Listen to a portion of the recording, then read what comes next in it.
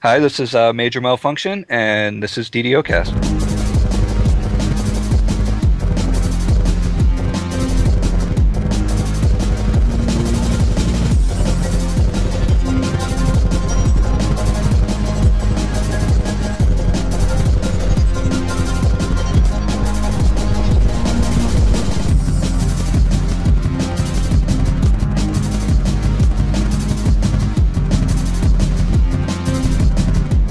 Hey, welcome to DDOcast. This is episode 266, recorded live on January 13th, 2013.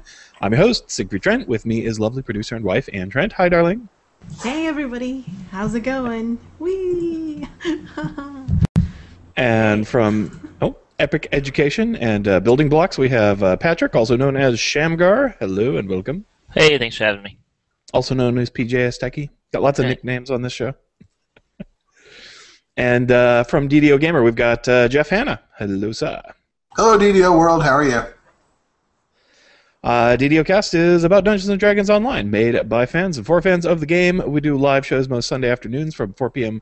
Pacific time. You can listen live and hang out in the chat room through G+ Hangouts or on our website at ddocast.com/live. Watch the recorded shows on YouTube or listen to them on iTunes. We post showtimes, updates, and game news on Facebook, Twitter, and G+ as DDOcast. All that and more is also always available at our website, DDOcast.com.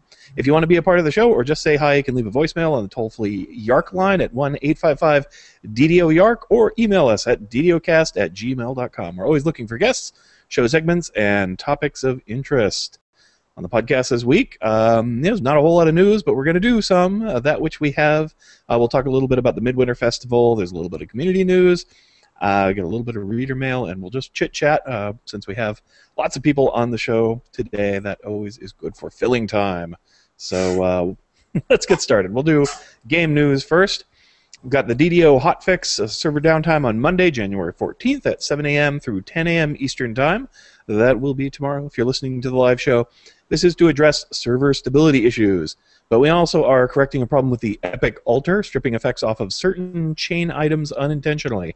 As a result, some Altar Epic items now use Cerberus Dragon Shards rather than Epic tokens to avoid the recipe overlap, which was causing the problem. So basically, they had a couple recipes that had the same ingredients. The system didn't really recognize which one was which, and it was doing naughty things to your items. The Epic Cleansing Ritual, when performed at the Cleansing Ritual at the altar of Epic Rituals, now requires 50 Cerberus Dragon Shards instead of fragments, instead of 3 Epic Dungeon tokens. So that's nice. 50 Cerberus Dragon Shard fragments, easy to get. 3 Epic Dragon Dungeon tokens, not too hard to get, but not as easy to get. So I like that. Maybe just a temporary thing. I'm not sure. Let's see. DDO bugs. Not enough dodge? Question mark.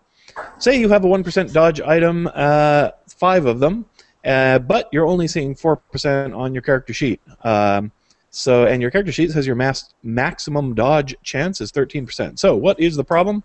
Well, apparently it's a known bug. It's a display issue with the character sheet. The code for how it calculates what to display on the total dodge is doing some rounding, and apparently it does it multiple times. So it's off by as much as 1%, sometimes a little bit more. Your actual dodge chance is correct. The sheet is just wrong.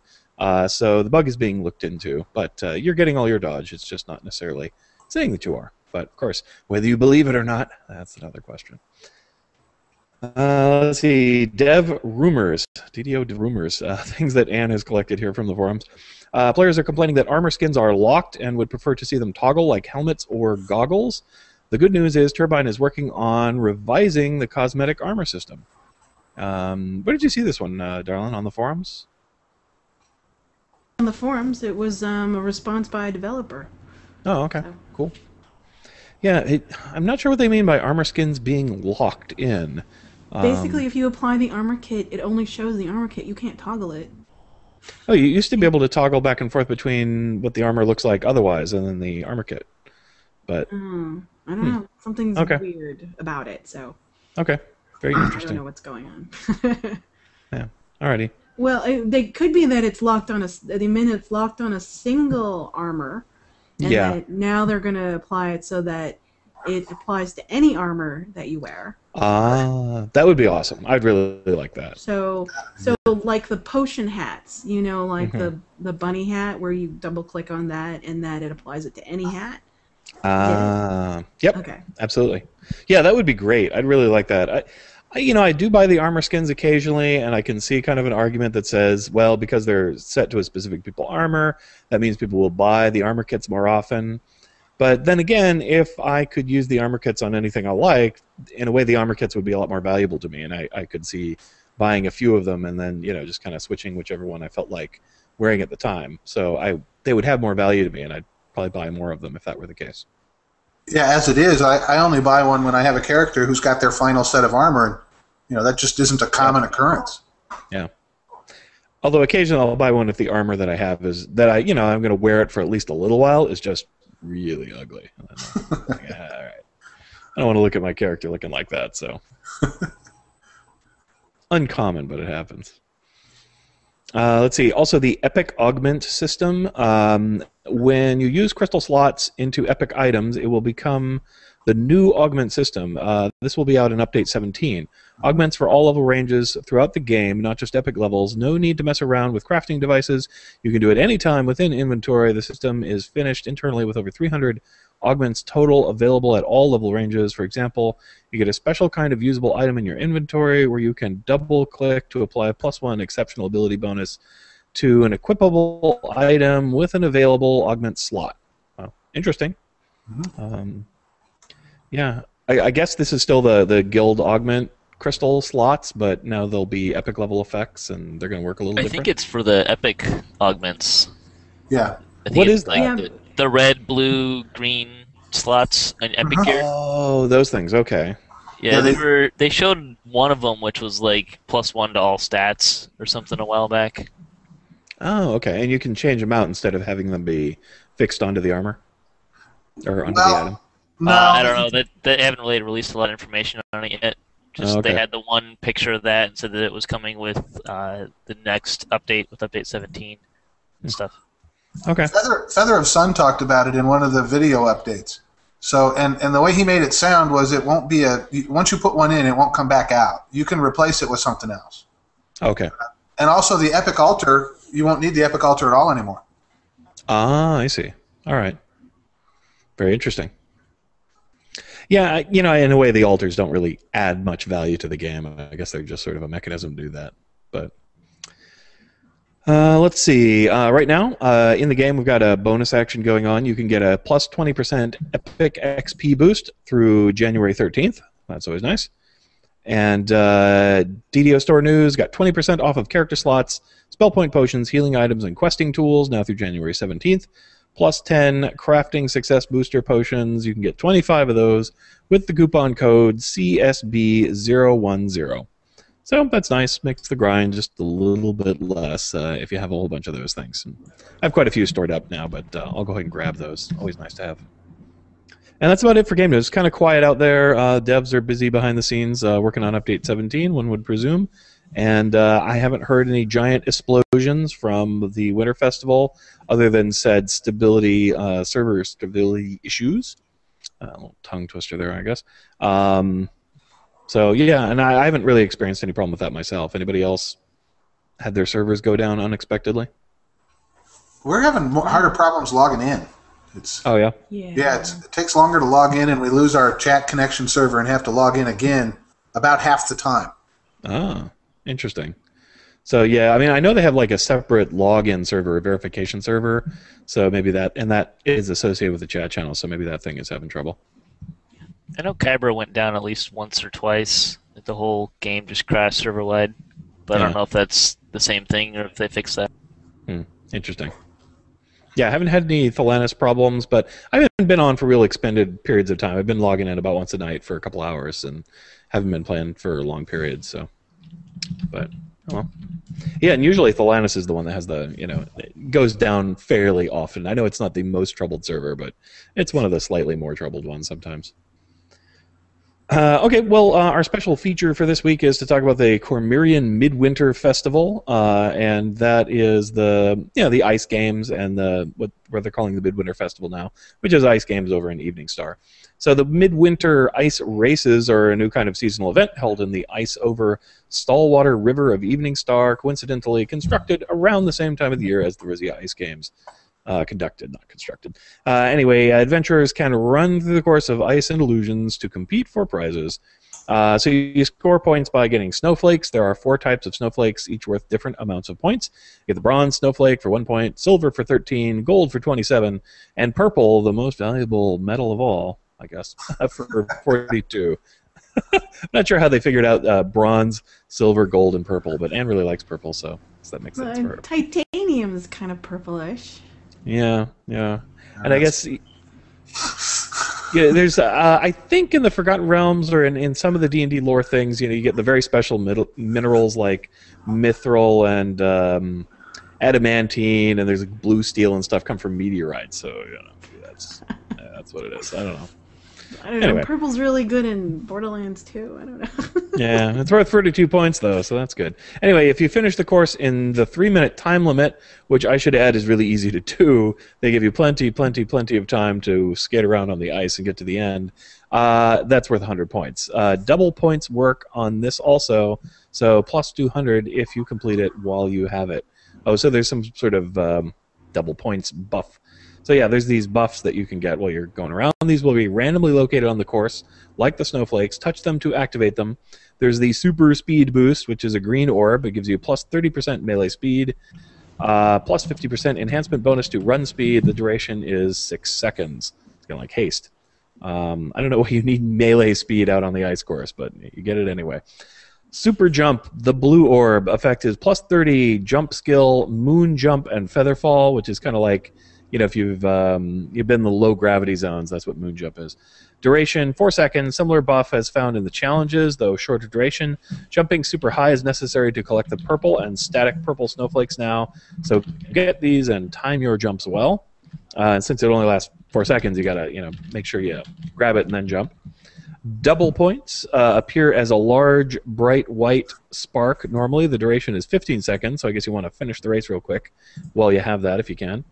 The Midwinter Vole, which is a CR23 animal type rat race. Hit any of these once and get both double points and super speed instantly. They can be killed, but you are not intended to do so as they have several thousand hit points and no reward for being killed. A single melee hit, even a grazing hit, will be enough to trigger the buff. Oh, so I didn't know you were supposed to do anything with those little rats scooting around. That's good to know.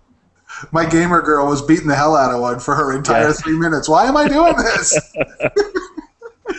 That's great. Whenever I laugh, the camera shakes. It's a little special effect there. Very cool. Okay, and the game score and reward tier when Brace's buff wears off, or you've completed the race, you'll receive rewards like Midwinter motes and recipes based on how well you scored. The motes received are always 1/3 the score point rounded down. Lower scores are supposed to grant lower tier recipes, however it seems pretty random. So it's kind of a weighted average, but it's pretty randomy anyway. You can still do well and get junk, or do kind of okay and get something good. Let's see. So what are the things you can turn in your motes for? Well, there's lots of stuff here. I got polar bear cubs, and they are awfully cute, as polar bear cubs often are. They're 10,000 motes. 50 midwinter snowballs will give you 500 motes. Does anyone know what a midwinter snowball is good for? Crafting on the other altar. Oh, okay. Trade-ins.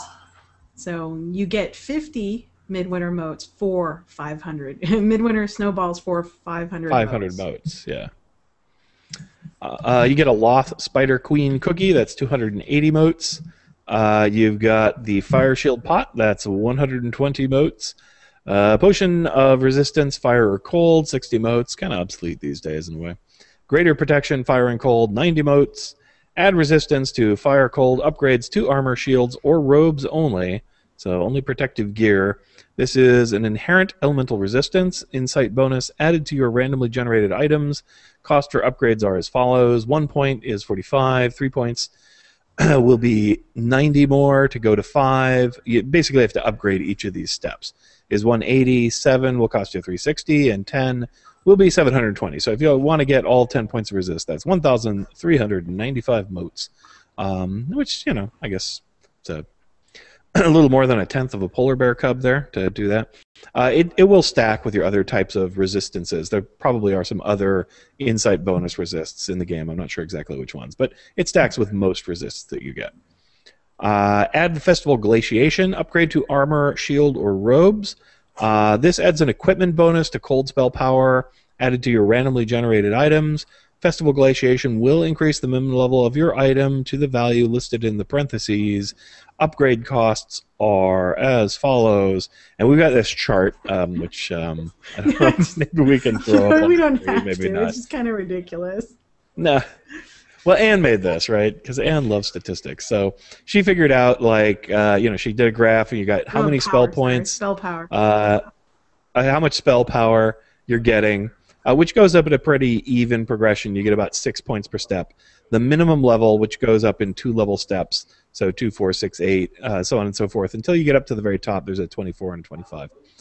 Motes it takes for the particular upgrade, the cumulative number of motes that you will need. By the way, if you want to go all the way up to the 25th level item, you will need 4,756 motes. The mote cost difference per tier, which is kind of interesting. It doesn't step up in what you would call a real graduated way. It's just sort of has fits and starts where it's very expensive, and then it gets cheap, and then expensive, and then cheap again. Very odd the way that works. And then the SP difference, which is always 6. So it goes up at an even rate. It's just the cost is very highly variable. So there you go. It'll be in our show. We'll put it up on the website, I'm sure, if you want to examine all there is to know. I mean, the weird thing is just, who sat there and figured out these mote cost differences where if you're going from the level 6 to the 8, it'll only cost you 3 additional motes. However, if you're going from the 8 to the 10, it costs you 55. And then the next step is 22, and then 43, and then 5, and 70, 40, 45. There doesn't seem to be any rhyme or reason to this thing whatsoever. The cheapest bump is from 6 to 8, and the most expensive bump is from 23 to 24. Go figure. It's just a really odd formula.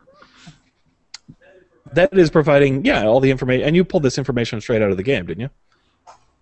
Yes, I did.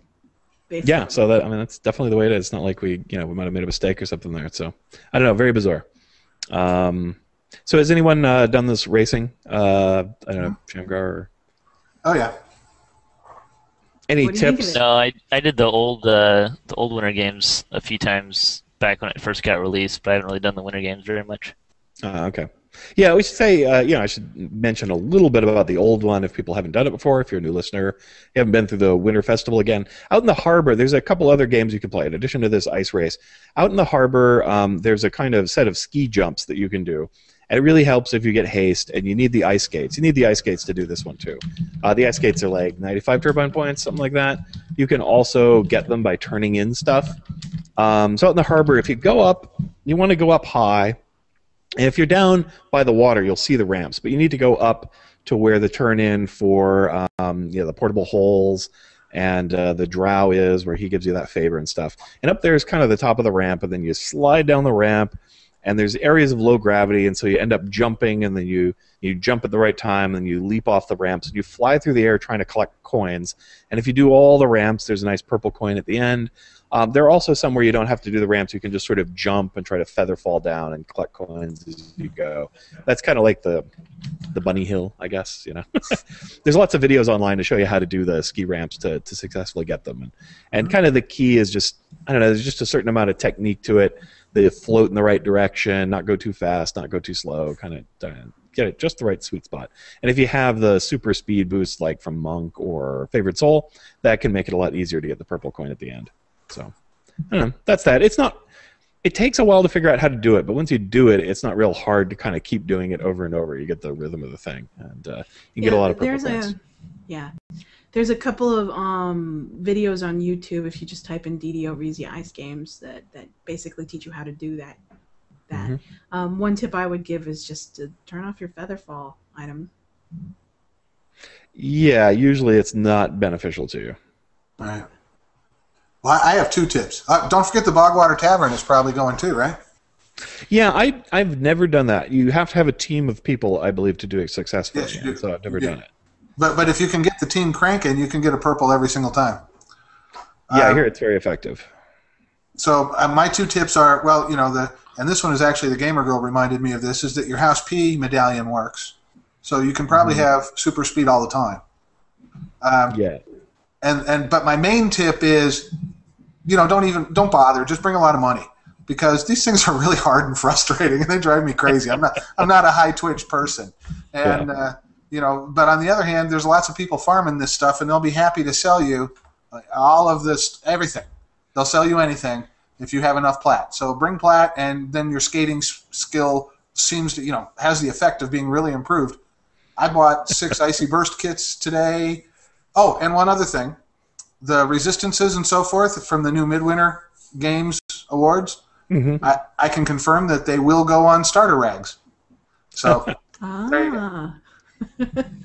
So you're fashionably in rags, but have something useful, I guess, for absolutely right. PR. Yep. Yeah. Well, I can see now that we have all those new random items and the epic level items and stuff, I can definitely see a lot of motivation to go out and get some Icy Burst to throw on those. That's always nice. I hadn't thought about it, but I should do that. Oh yeah, I Icy Bursted, like I say, 6 different things so far today. Yeah, very cool. I think my favorite thing to get from the Rezia Ice games is my Snowy Elemental, because that thing is so powerful at low B levels. Well, and he's cute too. Yeah, and he says happy birthday in February for DDO. When you pop him out, he says happy birthday. Yeah, it's a pretty cool little kind of Easter egg thing. Cool. Well, let's see. We can talk a little bit about DDO Gamer, unless anybody else has more winter tips. Have you seen the snowman in Evening Star? Yeah, the wicked snowmen. All right, I think they look kind of wicked. They're cool. They're kind of creepy. You know what would be funny? Is if they actually came alive and started attacking people in town. I was going to say, they need to do something like that. That would be great at the end of the festival, or at some point they have an event, like a live event in Evening Star with the Attack of the Snowmen. That would be sweet. Oh, that would be... And then the most powerful one are the yellow snowmen. Wow. With a special poison attack. Yes, exactly.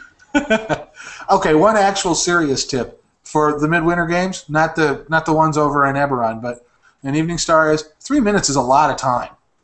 Yeah. So, you have time to circle around obstacles and take a second run at jumps, and you can clear the course.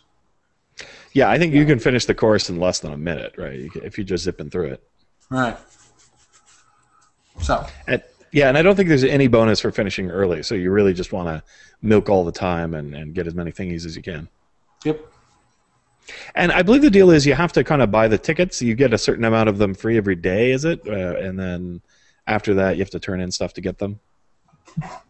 My Gamer Girl got free based on what your account is. So if you're free to play, you get like 1 or 2, and then it goes up to like 4, I think, for VIPs. Okay. Yep. Is that a daily allotment or? Yes, per account. Daily, yeah. Per account, not per character. Okay, good to know. Yeah, like I said, I've only done it a little bit. I spent, I did about 3 runs or something, and that was about it. But I will grind it out at some point. I want a polar bear cub, so I'll do what's necessary, as it were. Yep, spend all day there. Whee! It shouldn't take that long, I'm thinking. I don't know, especially if you do some of the coins and then you do the racing. I don't know what's better for moats. I get the impression that the racing is a little better for the moats, but I'm not sure. Yeah, I think so. The racing is a lot more fun and interesting and new, and you could have the potential of doubling your output with some of the buffs that you encounter. It's also a lot easier, I would say. It doesn't really require a lot of skill to run around and do the snowflakes. No, it doesn't. Although, having said that, I never got more than 250 in a run. So my high score was only 650. I'm sure there's people doing a lot better than that. Probably so, yeah. You'd have to.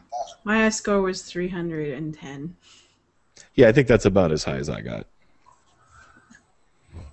And that, I think, is basically picking up all the low-hanging fruit and then finishing the race. Yeah. I think favored souls and monks have a better job of it because they have that ability to fly through the air. Yeah, it probably makes it easier. Or air savants. I should take my air savant out there. Yeah, try your air savant. It should work out pretty good. All right. Well, let's talk a little bit about what was on DDO Gamer in the past week or so. You have making raiding epic. Yep. At least that's how I termed it. Very good. Yes, it occurred to me. Actually, the forums have been this isn't something I initiated. The forums were the ones who were talking about how easy some of the raids had become. We mentioned this briefly last DDOcast, but for example, the Hound, he's got DR 999 epic, and apparently, if you go in with a barbarian that's got overwhelming fury, you can just kill the Hound now. So you don't even have to run around the track, right? And okay, a level 25 character that's got his epic destiny filled out should dominate a lower level raid. But it's still kind of, an anticlimax, right? You shouldn't just walk up to the Hound and kill it. That's not how it's supposed to work. So, really there are 7 or 8 raids today that are fun, and I'd like to run them again, but I don't because they're ridiculously easy and they don't provide anything that I want anymore. Very few raids still have something that's viable at endgame. So let's epic them. We already know that the Reaver's Fate is going to get the epic pass in update 17, right? Mm-hmm. Yep. And that leaves, 7 raids that I'd love to see made epic and worthwhile and have their items get an epic pass too. So that would be the Ascension Chamber, the Hound, Tempest Spine. And wouldn't an epic Tempest Spine be awesome? Think of that end fight up on that mountaintop. I would love that. The Shroud, the Titan, a Vision of Destruction, and of course the Tower of Despair. Epic Horoth. So not only would the quests be more fun and be more popular, and you could get groups for them again. I mean, can you imagine? You can't get a group for the Titan. You just can't. No. You'd have to offer plat, and I don't know if you can carry enough. There's a plat limit. But on the other hand, what if there was an epic Chattering Ring?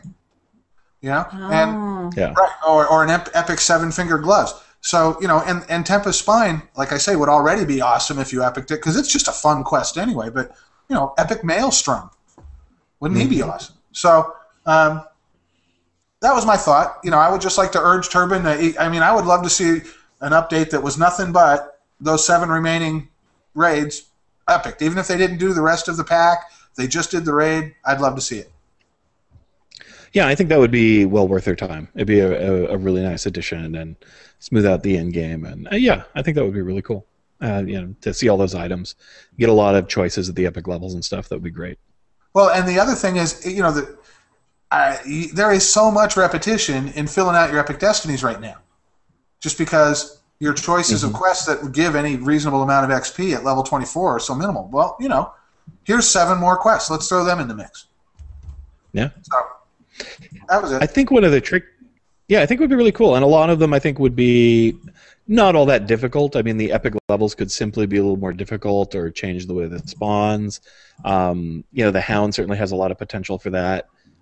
Vision of Destruction has always, to me, been a little bit of a boring quest anyway. It's just in one room and you do your thing. But still, that'd be okay. And the Shroud, I think, is probably the one that's the hardest just because of the loot. On most of the others, you could just take the existing items, make epic versions of them, and that would be great. But for the Shroud, of course, you've got green steel. And so then, what do you do with it? Can you make it? I guess you could make epic green steels. You could have a way to make them do epic level damage and then add in colored slots on them. Although the coding on that might be near impossible. Not sure.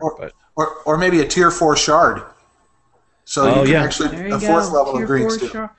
A fourth tier of a shard would be excellent. That makes a lot of I'd love sense. to see that happen. Yeah. That's a really good idea. Just thoughts. It would be fun. I would do it. I know that. I would do it. So. Yeah. And it'd be more fodder for epic education as well. You're right. Yay, more backlog. Oh, you've covered it. Oh, go ahead. I don't think anyone's ever going to run Titan, even if you epic it. I kind of don't see that happening. It can be an awful hassle. I mean, we used to have fun running that back in the day. Our guild, I can't. Oh man, I've forgotten the name of the guild listed. Well, no, not Umber Hulks. Yeah, we did it with Umber Hulks, but there was that other Flaming guild we part. Vagabonds. That's right, the Flaming Vagabonds. We used to do that run with them all the time. They sort of showed us how to do it, and they do it, every other week or so. It wasn't too bad. If you're in practice on it, it's not too bad, but if you're out of practice, it's a nightmare. And it's an awful one to go pugging with. I mean, you really just don't want to pug the Titan under any circumstances if you can help it. It just requires a lot of coordination, and especially the pre-raid too. If you just have 3 people that mess up their part of the quest, the whole thing can grind to a screeching halt, and you can be sitting there an hour waiting for other guys to get their stuff together. And that's not a lot of fun. I can tell you, my gamer girl wasn't thrilled when she heard me talking about the Titan coming back. She's like, "What? So I have to go stare at the wall again? Because that's all I was ever allowed to do on that quest. Except every now and then the Titan would act weird and people would yell at me, 'Are you staring at the wall like you're supposed to be?'" So I guess that wasn't her favorite. Yeah, if they go back and do it, they need to make that quest better. They need to give you a more direct, predictable way to control what the Titan's doing, and have more jobs in that room for people to do. Like maybe buttons they can push that kind of lure the Titan over, and then you can have people man the buttons, and something like that. Just to give it, instead of having everybody running around up on the rails, standing in a giant pile, or it's the most typical tactic. But yeah, just something. You want everybody involved in some way, and not being yelled at for improperly staring at the wall. Get on the ladder. Get on the ladder! Right. Don't move. Maybe just even increasing the room for error would be nice. Yeah, well, that's true. And I did get some push. Sorry, I did get some pushback on the Ascension Chamber also, because the comment made was, anytime the devs so much as breathe on that quest, they break it. So don't go in there and change anything, please. It's finally right. I have faith in our devs. I'm sure that given 5 or 6 releases and hot fixes, they could epic the Ascension Chamber too. Probably so. I mean, it's not. I mean, most of it's kind of puzzling. It doesn't really have a whole lot to do with how difficult the monsters are. So, yeah, I don't know if there would be much to do for much of it. An epic version of it would just have, I guess, a harder end fight, or some additional mechanics during some of the combats. But yeah, I think you'd want to leave those puzzles alone. They're wicked in their own special ways, right? Monsters during the puzzles. We went in. I was trying to. Yes. Yeah. Yes. Oh, God. That's what I was sitting here thinking. Giant fire elementals or something. Yeah. Yeah. We were trying to learn the space puzzle, or the one where you're running around up on top of the ghost bricks or whatever you want to call it, and wow, that thing is really intricate. It's quite a challenge. I've never actually completed that raid. I've been in there a few times to practice it, but never actually done the whole thing. Yeah. And some of them I didn't. The one with the icy thing on the ground. That's not too bad. The asteroids were fine, but I found the one where you have to run across the empty space to be by far the most difficult and nerve-wracking. The goggles one. Yeah, I've never succeeded at that puzzle, but I have succeeded at the raid. Just not every puzzle. Yeah. Cool. All right, so let's. Oh, wait, we almost forgot. Also on DDO Gamer was a brief article titled "Not Safe from Worms," and it's worth checking out. It might not be totally apropos for DDOcast, but it's quite amusing. It's just a screenshot from the game with a little captioning work, but good work there, I have to say. Did you notice that one yourself spontaneously, or? Oh yeah. That's how all motivational posters always occur to me, but they're not usually quite. This one was a little distinctly different. I was like, oh, whoops. Can I even show that? I don't know. Oh, well, I don't know. I guess you can flash it up there briefly. There's nothing actually wrong with it except our own imagination. So. Exactly, but wow, our imaginations are really wrong when this picture's involved. They don't have to work very hard at any rate. Yeah. All right. Now, let's move on to what you've been doing. Let's see. Let's start with you, Shamgar. What you've been playing in DDO? Well, we can see you're doing something there. I don't have that on the full screen, so I can't see what it is. Mostly been working on my my druid character. I leveled it up 1 life as a monk, and working on making it actually a druid. Ah, okay. Oh, you're in Red Fens there? I think you Yeah, just crashed out. yeah, I'm doing Claw Volker right now. Okay. Yep. Yeah, that's what I thought that was. Cool. Yeah. What kind of druid is this? What's the Mostly focus? kind of a melee / healer. So using the wolf form to do a lot of melee, and then using the kind of the healing abilities as a sidebar or side function. Probably not going to be a primary or really strong healer, but just kind of a supplement to other healers in the group. Oh, cool. Have to keep yourself going. Yeah, I have yet to level a druid very high. I have a lot of low-level druids because there were a bunch of different sorts of druids you could make. And so far I've kind of enjoyed them all to some extent, but none of them have really stood out to me. Cool. I've A been... handy tip with the druids Yeah. and the festival right now. If you get some of the sun flasks, you can hold them while you're in wolf form, and they just eat up undead and oozes. Oh, wow. So, yeah, while you're holding them, they do their weapon effects? Yep. So you get the 70 some odd damage when you're fighting undead and oozes, Oh, that's fantastic. and it doesn't What a great tip. use the charges because you don't throw them. Yeah. Oh, that's great. Wow. Whoops. Yeah. You know what I'm buying? Yeah, that's really cool. Okay, yeah, I mean, I have a bunch of those, so yeah, that's excellent. I will take advantage of that. How cool. What have I been doing? Not too much here. I did a little bit of epic raiding last week, and yeah, and to speak to kind of the raids being a little trivial, we did Tower of Despair and Chronoscope on hard with my guildies, and even kind of a little short man. They both had become trivial with level 24 and 25 characters. They just, mow through the enemies like they were made out of wet paper, and nobody was ever really close to being dead or threatened or anything else. I suppose we should have done them on Epic Elite, but I think, that was sort of like, well, it might not be worth the trouble. And we were but boy, they were great experience points, though. We got quite a bit out of doing them, so especially Chronoscope, like 50-some K or something for doing that, so... fun. They were still valuable to me. It was valuable to run them, certainly.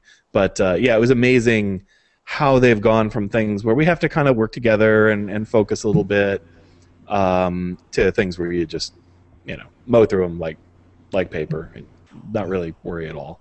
Right. Kind of trivialized. Yeah, I shouldn't say Epic Elite. I mean just regular Elite. But let's see. I worked on my Flame Blade druid a little bit. That's like a monk druid that uses flame blades for combat. Wisdom max. It's a nice low-level character. They do really well. The great thing about those flame blades is there's not a lot of stuff that's resistant. So when you run Delira's, it does full damage to the skeletons. It does full damage to the ghostly skeletons. Pretty much the only thing it's not ideal for are the ghosts, because I don't have ghost touch on those characters. But yeah, it works great. It's just a great weapon to use. Great on elementals, bypasses a lot of their damage reduction. So really cool weapons, the Flame Blades. And ran the Ice Rink a few times. And that's about it for this week. Fiddle around with my inventory. I'm always doing a little of that. How about you, darling? Let's see. I actually found a static group on Tuesdays now to run Epic Purple Dragon Night Favor, so I'm happy with that, and that's going to start underway this Tuesday. Also ran a couple raids with you and my guild, and hooray to Madborn! It's always fun. You get all the pieces for Epic Gloves, right? For the lightning gloves? I got it. Yeah, I've got all the pieces for the Epic version of the Charged Gauntlet, so I'm happy about that. Let's see what else. Mostly working on Magister, which is the Epic Destiny for my Sorcerer. I'm just using my Sorcerer as a means to working through all the Epic Destinies, so that's been entertaining. But that's about it for now. How about you, Jeff? Well, I've been got a little bit of love on my completionist TR, who's in she's in a cleric life right now, and she got a little bit of love, but not too much. Most of my time was I'm running up another character to have at endgame. So I'm pretty much done with my 2-weapon fighting barbarian, and now I'm on my monk wizard, who is much more fun and effective than the words monk wizard would seem to imply. And wow, Grandmaster of Flowers is just an awesome Epic Destiny set for a monk. It's just, I guess all of the Epic Destinies are, right? Because my Barbarian loves her Epic Destinies. I guess the one that's designed for your class is, you're just going to find it to be wonderful. I'm just loving Grandmaster of Flowers. Yeah, I found every Epic Destiny that I have tried to be quite excellent. That some of them, have sort of a wider range of excellent things than others. So, like the wizard, I'm going to forget what it's called, but the arcane wizard one. Okay. Magister, yeah, is a little focused. I mean, it's great to have the additional DC values, but some of the other, like auras and some of the other tricks that it has are just, they're okay, but I was never blown away by them.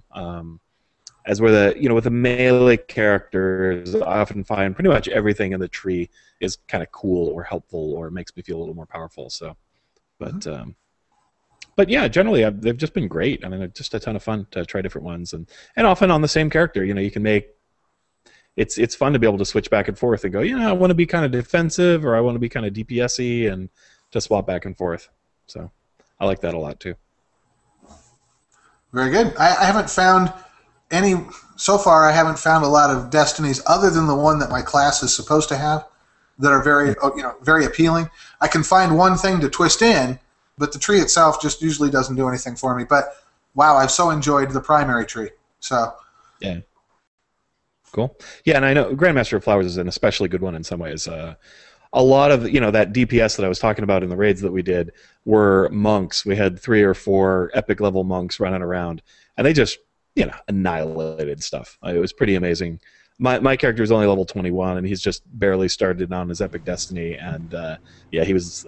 Normally, I kind of keep up pretty well with the other guys in the guild at level, but with them being fully epicked out and me being just at level 21, they were just, head and shoulders above anything I could do. I'd run up to try and take a swing on something, and it was just annihilated by, being knocked into the future or whatever. It was just, with 4 mugs, it was impossible to really kill anything. It was kind of fun to watch them do it all at the same time, too. I think they coordinated on that. Yeah, it was pretty sad. We even stopped kind of, on some of the things. Like we still did the tanking for the shadows, and there's a couple things we did on our normal fashion, but there was a lot of stuff that was like, yeah, just separate and kill these things. Yeah. Let's see. Oh, yeah, also I found it interesting in your thing about some of the people on that did like the epic version of the Master Artificer solo, and that's pretty impressive. Right. Yeah. His first. I think that was a monk character as well. That was an artificer. AA. He's like a monk arcane archer, right? Oh, yeah. You're right. That is right. That's right. But can you imagine? Epic Master Artificer soloed his first attempt. Yeah, it's pretty amazing. Yeah. Some people are just. Yeah, I have to say, some people are very, very good, and their characters are very, very good, and they know how to do those things really well. I build pretty good characters, but I just don't spend the time to make them that awesome, and I don't play enough, I guess, to be quite that disciplined. So I'll generally make some kind of mistake or, not use the best technique. But let's see. I guess that's about that. DDO Chronicle, community news, etc.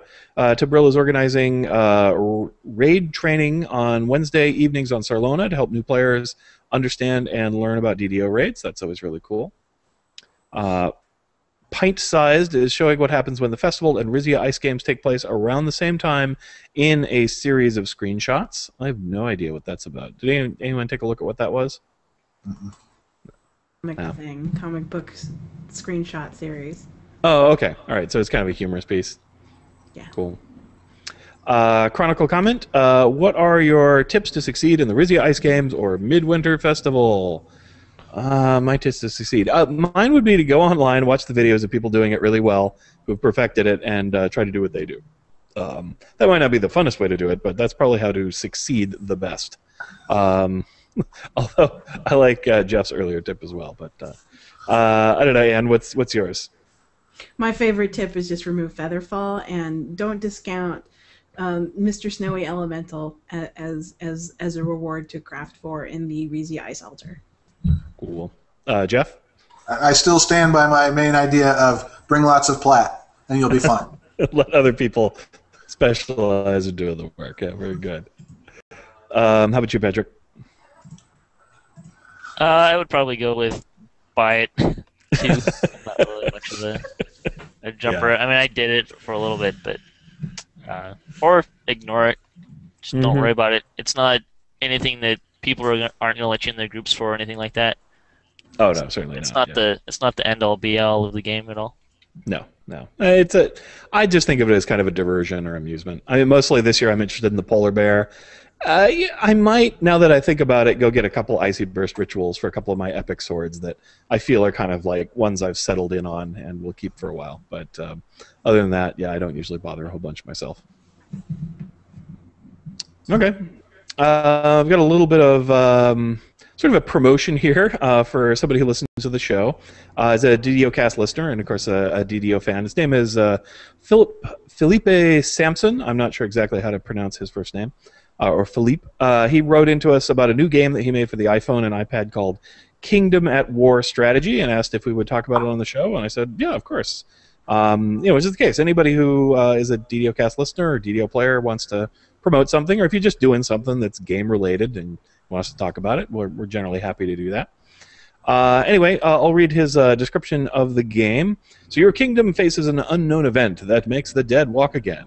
As the great general, the king orders you to stop the dead from spreading through his land. At the request of the king, you begin an inquisition to banish the dead and prevent them from waking up. In this game, you are the general who commands his army in a defense-style gameplay, combat against various enemies such as ghouls, skeletons, zombies, vampires, succubuses, and demons. Protect your kingdom with various defenders, towers, and abilities. 3 difficulties, 13 levels, a great new twist on the standard defense game as you also send soldiers to attack your enemy. The game offers lots of randomization, allowing different games on the same level. So yeah, it's kind of like I did buy it and played it a little bit. It's a tower defense style game, except in addition to building up your defenses as the monsters come in to beat on your castle, you also purchase soldiers to send at the enemy castle, and they go up and try to attack that. So it only costs $1. It's 99 cents.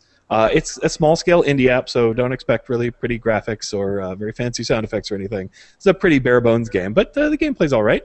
I had some fun with it, and like I said, it's only $1, and it's a DDOcast fan. And also, he's looking for some collaborators to work on future games, help him improve the quality of the graphics especially. So if you're interested in working on a game, this guy has put one out, which I have to say, whatever level of sophistication it has, it's, it takes some extra work from saying, hey, I'm going to make a game, to actually making a game and putting it out there. So, yeah, pretty cool. And like I said, I had some fun playing it, and it's only $1, so I'd recommend giving it a look, if nothing else, if you like tower defense. If you don't like tower defense, well, it's a tower defense game, so what are you going to do? But kind of cool. Let's see, Lightning Post, messages from our readers. Now, we had a couple I didn't quite get a chance to do. They wanted to see some builds, so I'm working on that. I owe a build to somebody, especially I haven't done lately. They wanted to do an epic build, and I still feel like I'm getting a handle on all the epic destinies, and so I don't have a good sense to tell somebody the absolute best choices they can make. So I still haven't really done a lot in recommending those. But anyway, this is not about that. This was from Angleground Crow of Orion, and he wrote in to tell us about a druid enhancement that I missed on my survey of double strike stuff, and definitely wish I had gotten this one because it's pretty significant. It's called Druid Celerity, and it gives you 15-second boost of plus 50% double strike, which stacks with nearly everything else. It is pretty specific, though. It requires Nature's Warrior 2, which is one of the prestige enhancements for Druid, and Druid Reaving Roar. So it's kind of the end of a longer chain of enhancements that you can take. It requires you to be in wolf form, but if you're all tricked out and you've got, like, I think it was plus 39, if you're doing the full double strike character, that's going to give you 89% double strike. Wow. Which is a lot, right? That's pretty much going to double your attacks. So That's like that doesn't a suck. lot. How long does that last? It's about 15 seconds. 15 seconds, okay. Yeah, and I'm not sure how It's fast not it standing regens. double strike. No, it doesn't stay that way. But he compared it kind of to like Endless Palisade on an Artificer. So you can use it fairly often, and it really does feel like a whole lot of damage when you have it turned on. So that's pretty fun. I didn't for whatever reason, when I did my searches, that one didn't come up. Yeah, the Wikipedia isn't always completely indexed that way, so I didn't see it. But I think that's probably a must for any character who's really kind of, trying to maximize their double strike, on a druid at any rate. So big thanks to Alguru Alugrund. I'm not sure exactly how to pronounce that. But anyway, much appreciated to sending in that tip. Really appreciate it.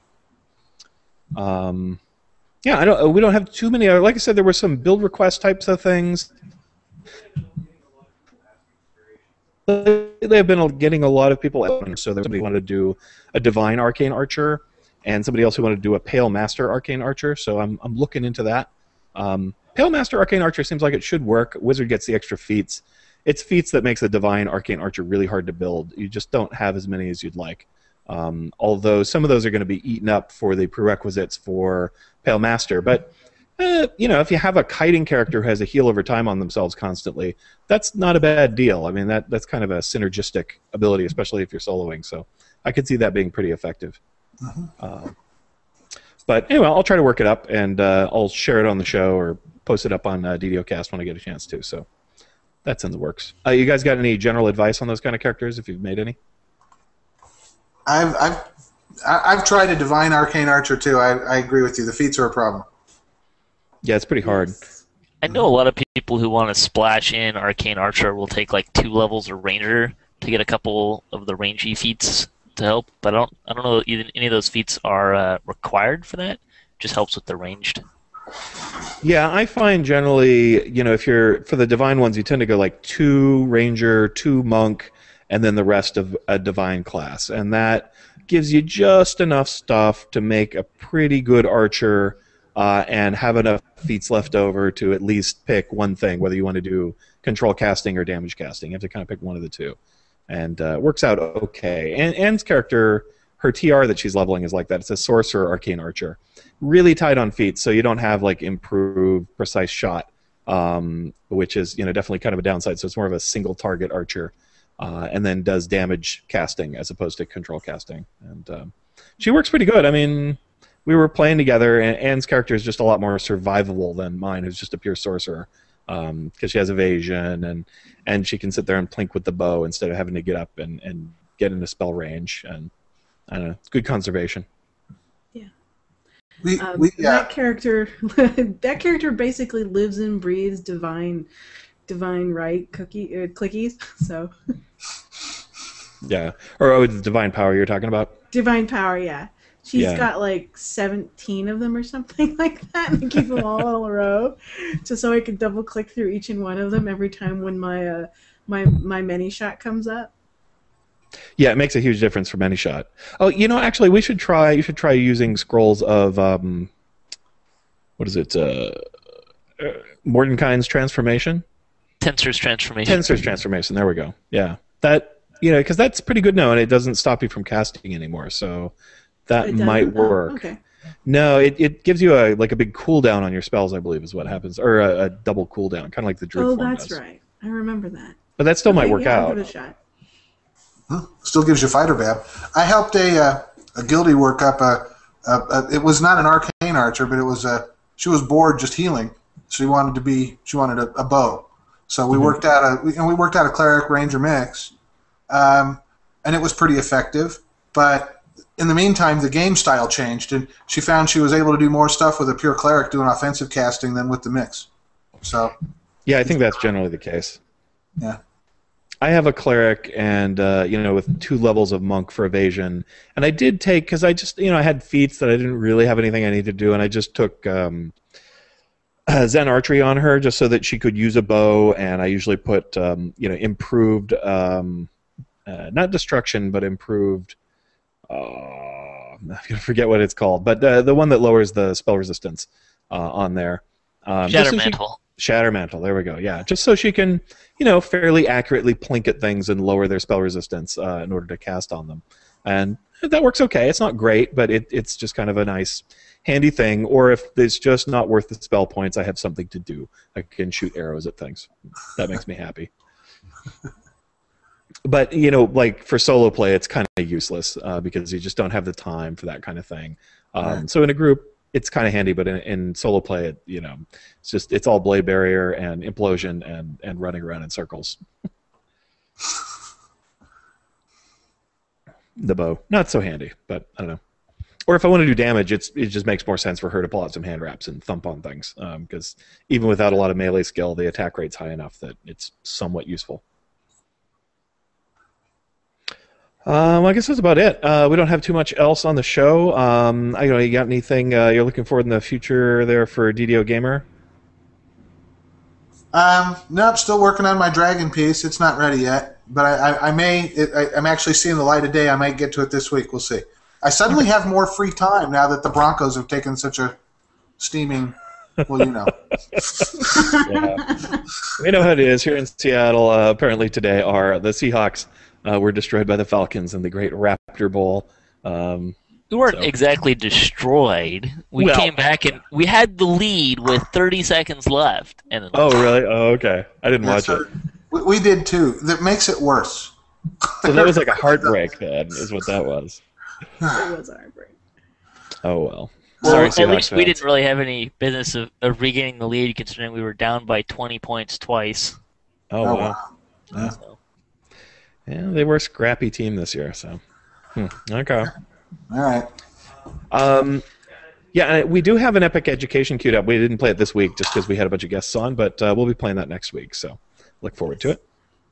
See? Cool. You got anything else in the works there for... now I'm going to forget the other series. Building blocks?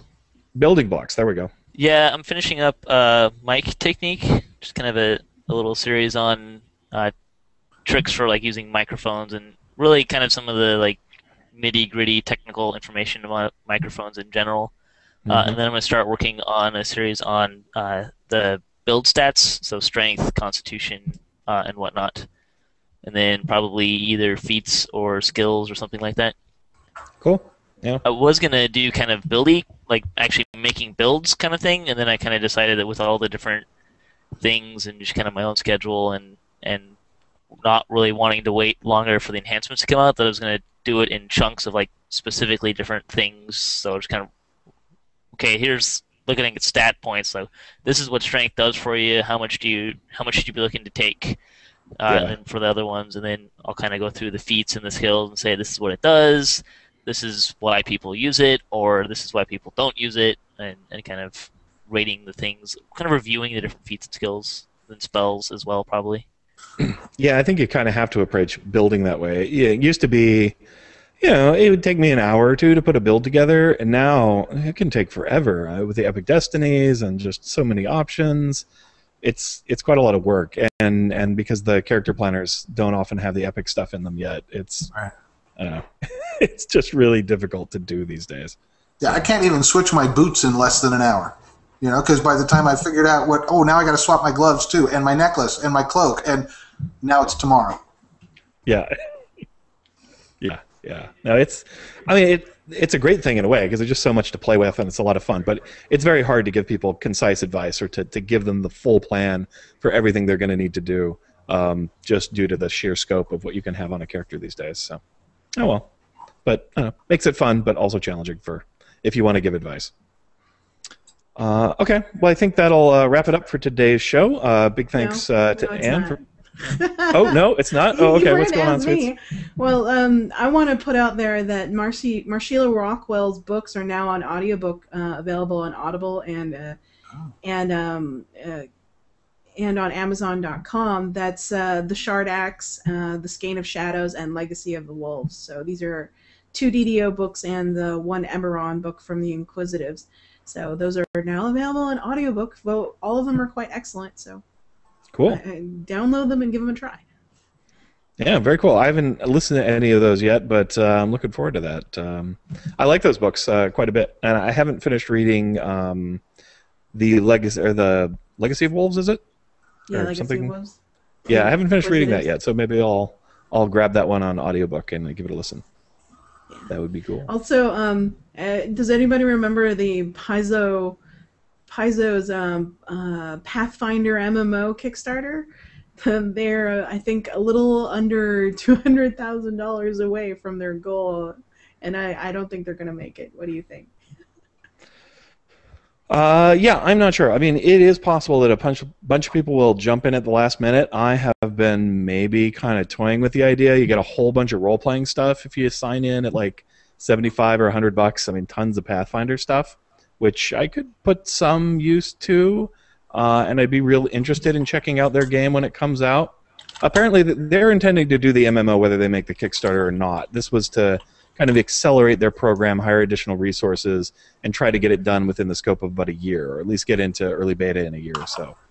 So they still intend to do it whether they hit the Kickstarter or not. Yeah, and I think they might have gotten up into the 900,000 range. I think they're getting pretty close with about 24 hours to go now or something like that. So yeah, if you want to get into that Kickstarter, that's the Pathfinder MMO on Kickstarter, and there's 2 more days left to get into that.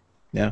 I mean, if you're interested in kind of a more open world sandboxy style D&D based MMO, then I would suggest giving it a try, because that's what it's supposed to be.